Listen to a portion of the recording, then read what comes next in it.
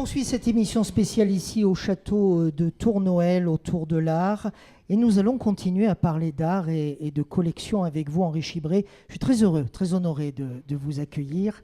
Ça fait 2 fois qu'on se voit à la télé. Merci beaucoup. Vous êtes présidente des laboratoires Théa, faut-il le rappeler, présidente du FRAC, Fonds régional d'art contemporain Auvergne. Vous avez été nommée en 2005.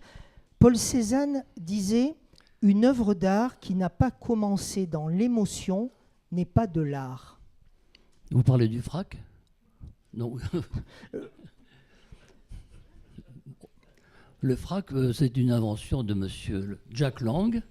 Et le premier FRAC auvergnat a été créé par monsieur Pourchon, qui était le premier président de la région, et donc a décidé de constituer une collection remarquable à l'époque, avec des moyens qui étaient beaucoup plus importants qu'aujourd'hui.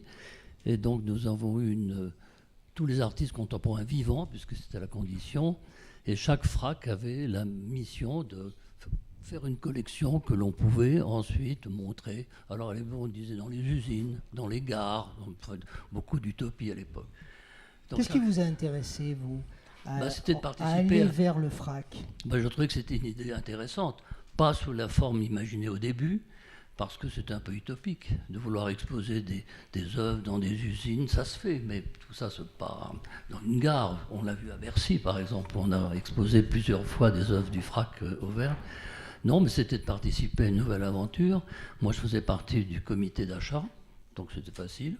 On choisissait, il y avait beaucoup d'argent. On a fait vraiment une chose très sérieuse. Puis après, monsieur Pourchon, pardon. Monsieur Pourchon. Monsieur Pourchon, oui. a été remplacé par monsieur Giscard d'Estaing, qui m'a demandé de rentrer au conseil d'administration. Et ensuite, j'ai été nommé président par monsieur Souchon, et reconduit par monsieur Vauquier.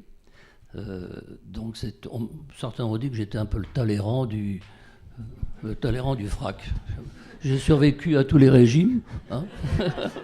Je dis à celles et ceux qui nous regardent qu'Henri Chibré est en train de regarder Brice Hortefeux. Là, il s'est retourné. Voilà. Henri Chibré, vous êtes peut-être le Talleyrand du FRAC, mais vous êtes surtout un homme qui a beaucoup d'humour.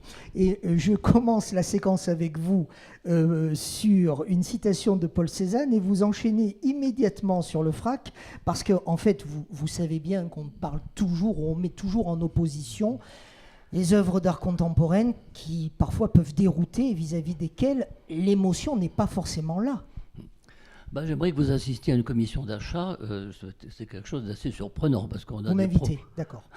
On a des propositions tout à fait incroyables, mais il faut être prudent parce que ce qu'on a rejeté il y a 5 ans en arrière, on devient fanatique de 5 ans plus tard.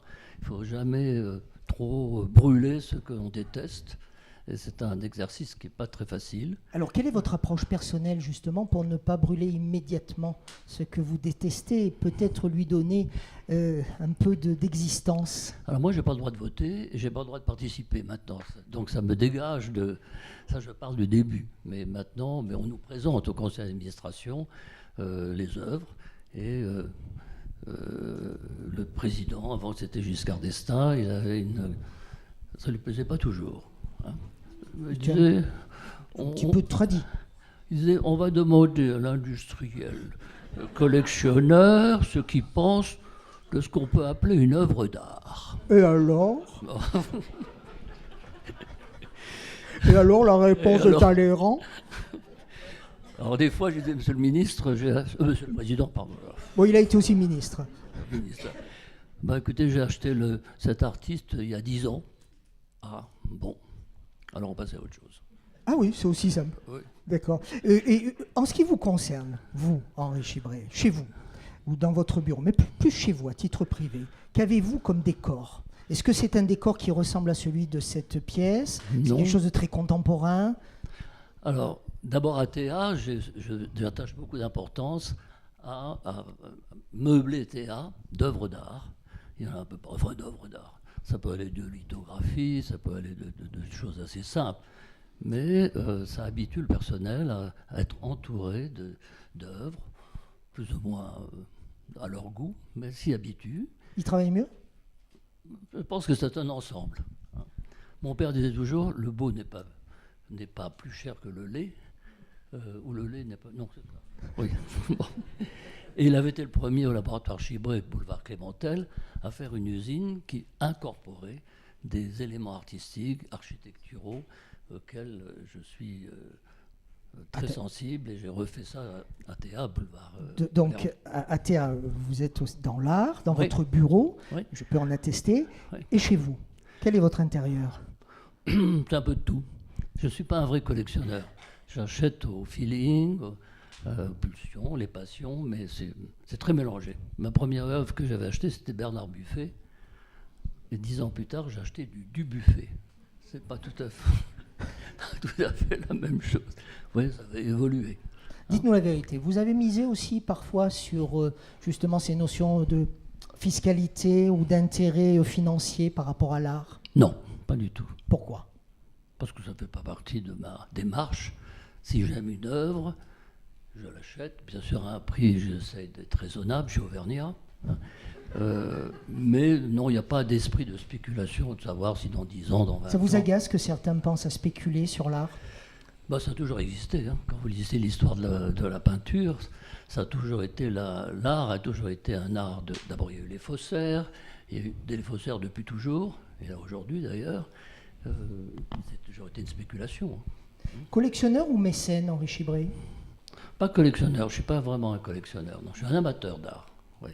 Amateur d'art Ouais. et mécène? Mécène, non, bon, on aide le FRAC. Hein, on est un des gros partenaires du FRAC avec Michelin. D'ailleurs, c'est M. Sénard qui nous a entraînés vers le mécénat. Grâce à lui, beaucoup d'autres entreprises ont décidé de s'intéresser à la musique, à l'orchestre d'Auvergne, à la comédie, qui est tout à fait remarquable.